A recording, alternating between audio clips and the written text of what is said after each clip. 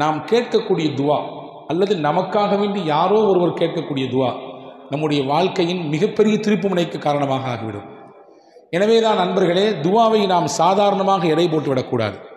நாம் கேட்கக்கூடிய துவாவாகட்டும் அல்லது நமக்காக வேண்டி யாரோ ஒருவர் கேட்கக்கூடிய துவாவாகட்டும், நல்ல துவாக்களை பெறுவதற்கு நாம் முயற்சிக்க வேண்டும். நல்ல துவாக்களை அதிகமாக அல்லாஹ்விடத்திலே கேட்க வேண்டும்.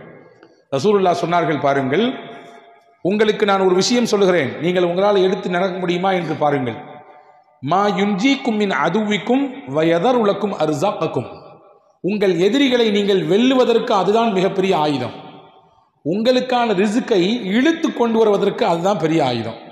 நீங்கள் உழைக்கிறீங்க, கஷ்டப்படுறீங்க, பல்வேறு விதமான முயற்சிகளை போடுகிறீர்கள், எல்லாம் சரிதான். உங்களுக்கான ரிஸ்கை இழுத்து கொண்டு வருவது நான் சொல்லக்கூடிய விஷயம். அதே போன்று நீங்கள் யாரை எதிரி என்று நினைக்கிறீர்களோ அவர்களை வெல்வதற்கு நான் சொல்லக்கூடிய இந்த ஆயுதத்தை விட பெரிய சக்தி ஒன்றும் கிடையாது அப்படின்னு சொல்லிட்டு ரசூலுல்லாஹ் சொன்னாங்க, ததுஊனல்லாஹ ஃபீ லைலத்திக்கும் வ நஹாரிக்கும். உங்கள் இரவு பகல் பாராமல் உங்கள் ரப்பிடத்திலே கையேந்துங்கள். இதுதான் உங்கள் ரிஸ்கை உங்களுக்கு கொண்டு வந்து சேர்க்கும். உங்கள் எதிரி யாரோ. Karim's biryani paradise at Liberty and catering services, கோடம்பாக்கத்தின் அறுசுவை அடையாளம். அவனுடைய உள்ளத்திலே அச்சத்தை உங்களை பற்றி ஏற்படுத்தும். எது? நீங்க கேட்கக்கூடிய துஆ தான், நீங்க கேட்கக்கூடிய அந்த பிரார்த்தனை தான். ஃபஇன்ன துஆ சிலாஹுல் மூமின். ஒரு மூமினுடைய பேர் ஆயுதம் எது என்றால் பிரார்த்தனை தான், துஆ தான் என்று பெருமானார் ஸல்லல்லாஹு அலைஹி வஸல்லம் கற்றுத்தந்தார்.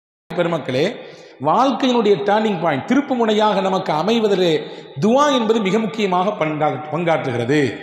எனவேதான் ஹஜ்ரத் மூசா அலைஹிஸ்ஸலாம் கேட்ட துஆவை இன்றைக்கு நாம் ஓதின வசனங்களிலே அல்லாஹ் ஒரு இடத்திலே சொல்கிறான். மூசா அலைஹிஸ்ஸலாம் இருந்தது எகிப்திலே. அந்த எகிப்திலிருந்து மதியன் என்ற நகரத்திற்கு அவர்கள் வந்தார்கள். ஏன் வந்தார்கள்? பின்னால் ஒரு காரணம். என்ன காரணம்? சண்டை போட்டு கொண்டிருந்த ரெண்டு பேருக்கு இடையிலே சமாதானம் செய்ய போனார்கள். சமாதானம் செய்ய போகும்பொழுது ஒருத்தர் லைட்டாக ஒரு தட்டு தட்டினாங்க. அடியை தாக்கு பிடிக்காம அவன் இறந்து போயிட்டான். இறந்து போனதற்கு பிறகு பேச்சு அப்படியே இவரை கொன்னவர் யார் என்று தெரியவில்லையே என்று அப்படியே பரவுகிறது. மறுநாள் அந்த சம்பவம் நடந்த 2வது நாள், நேற்று யார் ஒருத்தன் கூட சண்டை போட்டுருந்தானோ அதே ஆள் இன்னொருத்தன் கூட சண்டை போட்டுருக்கிறான். மூசா அலைஹிஸ்ஸலாம் புரிஞ்சுட்டாங்க, நம்ம போய் தடுத்து இந்த காரியத்தை சரி செய்யலாம்னு நினைச்சோம், ஒருத்தர் அடித்தோம், அவன் செத்து போயிட்டான், அல்லாஹ் நம்ம தௌபா செஞ்சுக்கிட்டோம். இவன் மறுபடியும் சண்டை போடுறானா, இவன் தான் பிரச்சனை, இவன் தான் ஒவ்வொருத்தண்டையா போய் வம்பிழுக்கிறது. ஏப்பாங்க வா என்று கூப்பிட்டு பேசக்கூடிய சமயத்தில் அவன் சொன்னான், நேற்று ஒருத்தனை அடித்து கொன்னியே, அதே மாதிரி என்னையும் நீ கொன்ன போறியா அப்படி கேட்டான். இந்த வார்த்தை சத்தமாக சொன்னவுடன் சுற்றி இருந்த மக்கள் தான் திரும்பி பார்த்தார்கள். இப்போ நேற்று இறந்து போனதுக்கு காரணம், ஒருத்தன் இறந்து போனதுக்கு காரணம் இவர் தான் என்று எல்லாருடைய பார்வையும் மூசாவின் மீது படுகிறது. மூசா அலைஹிஸ்ஸலாமுக்கு இப்பொழுது அல்லாஹ்வினுடைய உத்தரவு, இந்த இடத்தை விட்டு கடந்து போகணும் அப்படின்னு சொல்லி எகிப்திலிருந்து கிளம்புகிறார்கள். மதியனுக்கு போக வேண்டும். எப்படி போவது? வழி என்ன சாதனம்? எதுவுமே இல்லை. அல்லாஹ்வின் மீது தவக்கல் வைத்து செல்கிறார்கள். போனார்கள். போய் மதியன் தேசத்திற்கு இறங்கினார்கள். யாருமே ஆள் அரவம் இல்லாத இடம். அந்த இடத்திலே சில மக்கள் தங்களுடைய ஆடு ஒட்டகங்களுக்கு தண்ணீர் கொடுத்துட்டு இருக்கிறாங்க. அதை நின்று வேடிக்கை பார்த்துட்டே இருக்கிறாங்க. ஓரத்தில் 2 பெண்கள் ஓரமாக நிற்கிறார்கள். அந்த பெண்கிட்ட போய் மூசா அலைஹிஸ்ஸலாம் கேட்டாங்க, நீங்கள் மட்டும் ஏன் இங்கே நிற்கிறீங்க? எல்லாரும் அங்கே போய் தண்ணி பிடிச்சிட்டு இருக்காங்களே. அந்த 2 பெண் பிள்ளைகளும் சொன்னார்கள், அந்த கூட்டம் போனதுக்கு பின்னாடி தான் நாங்கள் தண்ணி பிடிப்போம், ஆண்களோடு கலக்க மாட்டோம், நாங்கள் தனியாகத்தான் போய் பிடிப்போம். சரி, வேற எதுவுமே கிணறே இல்லையா? அங்கே தண்ணி பிடிக்கிறதுக்கு இருக்குது, ஒரு பாலடைந்த கிணறு. அந்த கிணத்தினுடைய மூடியை திறக்கிறதே ரொம்ப கஷ்டம். எங்கே இருக்கு காட்டுங்க. நேர மூசா அலைஹிஸ்ஸலாம் போனாங்க. அந்த கிணற்றின் மூடியை அப்படியே தூக்கி எடுத்து தண்ணீரை பிடித்து அந்த பெண்கள் இருவருக்கும் ஊற்றி கொடுத்து அனுப்பிவிட்டார்கள். வரலாற்றில் எழுதுறாங்க தஃப்சீரில், அந்த மூடியை 10 பேர் சேர்ந்தால் தான் தூக்க முடியுமா. ஆனால் மூசா அலைஹிஸ்ஸலாம் ஒத்த ஆளாக தூக்குனாங்க. இந்த 2 பெண்களும் வீட்டுக்கு எப்பொழுதுமே தாமதமாக போகக்கூடியவர்கள். அன்னைக்கு ரொம்ப சீக்கிரமாக வந்துட்டாங்க. அவருடைய தகப்பனார், அவரும் ஒரு நபி, வயதானவர். அந்த நபிக்கு பெயர் ஷுஐப். அவங்க கேட்டாங்க, என்னம்மா எப்பொழுதுமே லேட்டாக வருவீங்களா, இன்னைக்கு சீக்கிரமாக வந்துட்டீங்களே? கதையை சொன்னாங்க. ஒரு வாலிபர் பார்ப்பதற்கு நல்ல மனிதராக தெரிகிறார், நம்பிக்கையாளராக இருக்கிறார், ரொம்ப பலமிக்கவராக இருக்கிறார், அவர் செய்த உதவித்தான் இது என்று அந்த 2 பிள்ளைகளும் தன் தகப்பனிடத்திலே சொன்னார்கள். இது ஒரு புறம் போகட்டும். மூசா அலைஹிஸ்ஸலாம் இந்த நன்மையை செய்து முடித்துவிட்டு அல்லாஹ்விடத்திலே துஆ செய்தார்கள். என்ன துஆ செய்தார்கள்? அதான் இன்று அல்லாஹ் குர்ஆனிலே சொல்கிறான். அதுதான் இன்னைக்கான நமக்கான செய்தி. ரப்பி இன்னி லிமா அன்ஸல்த இலைய மின் கைரின் ஃபகீர். யா அல்லாஹ், என் மீது சுமத்தப்பட்ட இந்த குற்றத்தினாலே உன்னுடைய நாட்டத்தை நாடி நான் இதோ வந்துவிட்டேன். இப்பொழுது எனக்கு எதுவுமே இல்லை. தங்குவதற்கு இடம் இல்லை, உடுத்துவதற்கு இந்த ஆடையை தவிர்த்து வேறு எதுவும் இல்லை, உண்ணுவதற்கு இலை தலைகளை தவிர வேறு எதுவும் இல்லை. இப்பொழுது நீ எனக்கு எந்த நலவை கொடுத்தாலும் அதன் பக்கம் ரொம்ப தேவையானவன் நான். வைத்துக் கொள்ளுங்கள், ஊர் தெரியாது, பாஷை தெரியாது, எந்த ஒரு அறிமுகமும் இல்லாத ஒரு பகுதி, நாம் போய் தனியாக மாட்டிக்கொண்டோம். இப்பொழுது நம்முடைய மனநிலை எப்படி இருக்கும்?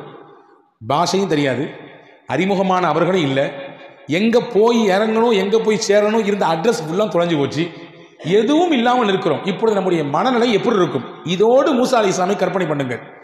மூசா அலைஹிஸ்ஸலாம் அல்லாஹ்விடத்திலே கேட்டார்கள், யா அல்லாஹ், இப்போ எனக்கு என்ன கொடுத்தாலும் எனக்கு தேவை, எப்படியாவது எனக்கு வழிகாட்டு என்று கேட்டார்கள். இந்த துவாவின் பரக்கத் வரலாற்றில் எழுதுறாங்க, ஆசிரியர் பெருமக்கள் சொல்லித் தருவார்கள்.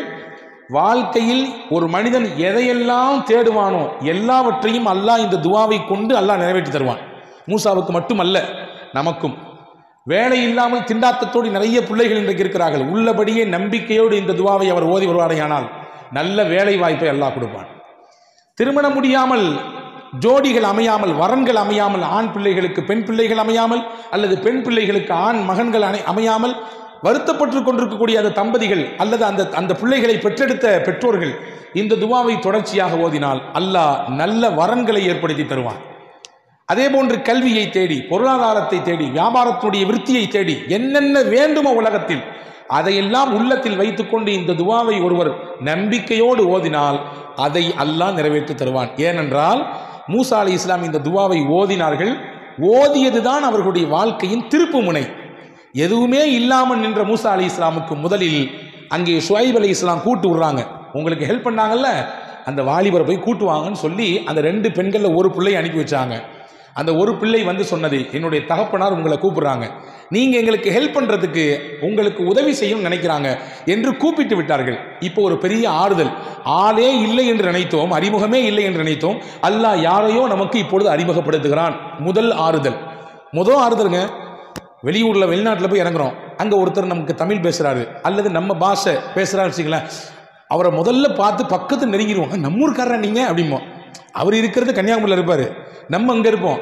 ஆனால் அவர் பேசுகிற அந்த ஒரு சின்ன அறிமுகம் கிடைத்தவுடன் நமக்கு ஏதோ ஒரு புதிதாக ஏதோ ஒன்று நிறைய கிடைத்தது போன்று இருக்கும். மூசா அலைஹிஸ்ஸலாமுக்கு அது கிடைத்தது. போனார்கள். போன உடனே விவரத்தை ஃபுல்லாக சொன்னாங்க, நான் இப்படி வந்தேன்னு சொல்லி. சரி பரவாயில்ல, நீங்கள் இங்கேயே தங்கலான்னு சொன்னாங்க. 2வது இடம் கிடச்சி போச்சு. மட்டும் இல்லை, உங்களுக்கு நான் வேலை கொடுக்குறேன்னு சொன்னாங்க. ஹஜ்ரத் ஷுஐப் அலைஹிஸ்ஸலாம், என்னுடைய வீட்டிலே நீங்கள் வேலை செய்யலாம், 8 ஆண்டுகள் வேலை செய்யலாம். வேலை செய்தால் அதோடு மட்டும் உங்களை நிப்பாட்ட மாட்டேன், உங்களை என் மருமகனாக ஆக்கிக் கொள்கிறேன், உங்களுக்கு கல்யாணம் முடிச்சு தருகிறேன். என்னுடைய 2 பிள்ளைகளில் ஒன்றை சொன்னார்கள். திருமணமானது. வரலாற்றில் எழுதுறாங்க, இந்த மதியன் தேசத்திற்கு மூசா அலைஹிஸ்ஸலாம் வரும் பொழுது வெறும் மூசாவாக வந்தார். மதியனை விட்டு மறுபடியும் எஜிப்துக்கு திரும்பி போகிற பொழுது மூசா ரசூலுல்லாவாக போனார், இறைவனின் தூதராக போனார். இது ஏன் கிடைத்தது? இந்த துவாவினுடைய பரக்கத். எனவே அன்பு பெருமக்களே, ஒரு மகத்தான துவா மூசா அலைஹிஸ்ஸலாம் ஓதிய துவா. இந்த துவாவை ஓதியதினால் அல்லாஹ் எல்லா விதமான வளங்களையும் ஹஜ்ரத் மூசா அலைஹிஸ்ஸலாமுக்கு கொடுத்தான். அங்கே தங்குவதற்கு இடம் கொடுத்தான், அவர்களுக்கு உணவு கொடுத்தான், அவர்களுடைய தேவை பூர்த்தியானது, அவர்களுக்கு நிக்காஹ் நடந்தது. எல்லாவற்றையும் இந்த துவாவை வைத்து அல்லாஹ் மையப்படுத்தினான். எனவே தான் நான் சொன்னேன், சில துவாக்கள் இருக்கிறது, அந்த துவா தான் நம்முடைய வாழ்க்கையை இப்படியே புரட்டி போடும், நம்முடைய வாழ்க்கையினுடைய திருப்பு முனையாக, முன்னேற்றத்திற்கு காரணப்படியாக அது அமையும். அப்படி மூசா அலைஹிஸ்ஸலாமுடைய வாழ்க்கையில் நடந்த மிக முக்கியமான நிகழ்ச்சியை தான் சூரா கஸஸ் என்கின்ற இந்த அத்தியாயம் நமக்கு சொல்லித் தருகிறது. அன்பு பெருமக்களே, இந்த நிகழ்ச்சியிலிருந்து நான் உங்களுக்கு சொல்லக்கூடிய விஷயம் என்னவென்றால், எதை நாம் நாடி இருக்கிறோமோ, என்ன வேண்டும் என்று நாடி இருக்கிறோம், நம்ம பிள்ளைக்கு நல்ல ஒரு எதிர்காலம் அமையணும், வீட்டை கட்டி முடிக்கணும், நம்ம பிள்ளைக்கு கல்யாணத்தை பண்ணணும், நம்ம வியாபாரத்தை முன்னேற்றப்படுத்தணும், என் பிள்ளைக்கு நல்ல படித்து முடிச்சிருக்காரு, ஒரு வேலை வாய்ப்பு அமையணும், நல்ல கல்வியில் உயர்ந்து நிற்கணும், எது உண்டோ அதை உள்ளத்தில் ஆழ் மனதில் விதைத்து நம்பிக்கையோடு இந்த துவாவை ஓதி வந்தால் நிச்சயம் அந்த காரியத்தை அல்லாஹ் கைகூட செய்வான் என்பதை அறிஞர்களும் வரலாற்று ஆசிரியர்களும் திருக்குர்ஆனுடைய விரிவுரையாளர்களும் சொல்லித் தருகிறார்கள். அப்படிப்பட்ட மகத்தான துவா இன்று ஓதப்பட்டது. அன்பு பெருமக்களே, இந்த துவாவை நாம் உள்வாங்கிக் கொள்வோம். ரொம்ப சுருக்கமான வார்த்தைகள். ரப்பி இன்னி லிமா அன்சல்த இலைய மின் ஹைரின் ஃபகீர். மொத்தமே ஒரு 6 அல்லது 7 வேர்ட்ஸ். இன்னைக்கு பரீட்சைகள் நடந்து கொண்டிருக்கக்கூடிய காலம் இல்லையா? பப்ளிக் எக்ஸாம் நடக்குது நம்முடைய பிள்ளைகளுக்கெல்லாம். அவங்களுக்கான நம்ம துவா செஞ்சு அனுப்பலாம். துவா என்பது இருக்கிறதே நமக்கு மட்டுமாக சுருக்கி கொள்ளக்கூடாது, பரந்துபட்ட பார்வையில் கேட்க வேண்டும், எல்லோருக்கும் கேட்க வேண்டும். அப்படி கேட்டால் என்ன நடக்கும்? நம் தேவை சாதாரணமாக நிறைவேறும். ரசூலுல்லாஹ்விடத்திலே ஒரு சஹாபி வந்தார். ரசூலுல்லாஹ்விட முன்னால் உட்கார்ந்து இப்படி துவா செய், அல்லாஹும் மர்ஹம்னி வ முஹம்மதன் வலா துஷ்ரிக் ஃபீனா அஹதன். யா அல்லாஹ் எனக்கும் முகமது நபிக்கு மட்டும் ரஹமத் செய்யி, வேற யாரும் கொடுத்துறாத அப்படின்னாரு. எனக்கும் முகமது நபிக்கு மட்டும் ரஹமத் செய்ய வேறு யாரும் கொடுத்துறாருன்னார். ரசூல் ஸல்லல்லாஹு அலைஹி வஸல்லம் வந்து பக்கத்தில் ஒரு தட்டு தட்டி, என்னப்பா இது துஆல இப்படியா கஞ்சத்தனம் காட்டுறது, எல்லாத்துக்கும் விசாலமாக அல்லாஹ் ரஹமத்தை தரப்போறான், எல்லாம் தரப்போறான், இதில் என்ன நீ சுருக்கி கேட்குறான், எல்லாம் விசாலமாக கேள அப்படின்னு சொல்லி ஹஸரத் ரசூலுல்லாஹி ஸல்லல்லாஹு அலைஹி வஸல்லம் சொல்லி கொடுத்ததாக வரலாற்று குறிப்பிருக்கிறது. எனவே ஹதீதிலே வந்திருக்கிறது, ஒரு மனிதர் இன்னொரு சகோதரருக்காக வேண்டி துஆ செய்தால் மலக்கை அல்லாஹ் நியமிப்பான். பக்கத்திலே நியமித்த அந்த மலக்கு சொல்வார், யா அல்லாஹ் இவர் இந்த நபருக்காக வேண்டி துஆ செய்கிறார், இவருக்கு நீ என்னவெல்லாம் கொடுப்பாயோ எல்லாத்தையும் கொடு. யா அல்லாஹ் இவர் இந்த மனிதரின் நோய் நீங்குவதற்காக வேண்டி கையேந்திருக்கிறார், யா அல்லாஹ் அவர் கஷ்டப்படுறாரு, கஷ்டத்தில் இருக்காரு, அவர் வந்து நோயில் அவதிப்படுறாரு, அவர் நோயை நீக்கிரு, அவருடைய கடனை நீக்கிரு, அவருடைய கஷ்டத்தை போக்கிரு என்று ஒருவர் துஆ செய்தால் மலக்கு பக்கத்திலே உட்கார்ந்து சொல்வார், யா அல்லாஹ் அந்த கஷ்டத்தை, அந்த நோயை, அந்த சிரமத்தை இவருக்கு கொடுக்காத. ஏன்னா இவர் இன்னொருத்தர் கேட்டு இருக்காரு, இன்னொருத்தருடைய சிரமம் நீங்க கேட்கிறார், இவருக்கு நீ கொடுக்காதே அல்லாஹ் என்று மலக்கு சொல்லுவார் என்று ஹஸரத் ரசூலுல்லாஹி ஸல்லல்லாஹு அலைஹி வஸல்லம். எனவே துஆ இருக்கிறது மகத்தான ஆயுதம். எக்கச்சக்கமான நபிமார்கள் துஆவை கொண்டுதான் இந்த சமூகத்திலே மிகப்பெரிய மாற்றத்தை ஏற்படுத்தியிருக்கிறார்கள். இன்னைக்கு இருக்கக்கூடிய காலகட்டத்திலே முஸ்லிம் உம்மத் செய்ய வேண்டிய பிரதான விஷயம் துஆ. நம்முடைய நாடாகட்டும் அல்லது முஸ்லிம்கள் பாதிக்கப்படக்கூடிய பல நாடுகளாகட்டும், இங்கிருந்து நாம் என்ன செய்ய முடியும்? துஆ தான் செய்ய முடியும். உருக்கமாக அல்லாஹ்விடத்திலே கையேந்தி கேட்கிற பொழுது, அதுவும் இந்த ரமலானுடைய காலங்களிலே கேட்கிற பொழுது அதற்கு பதில்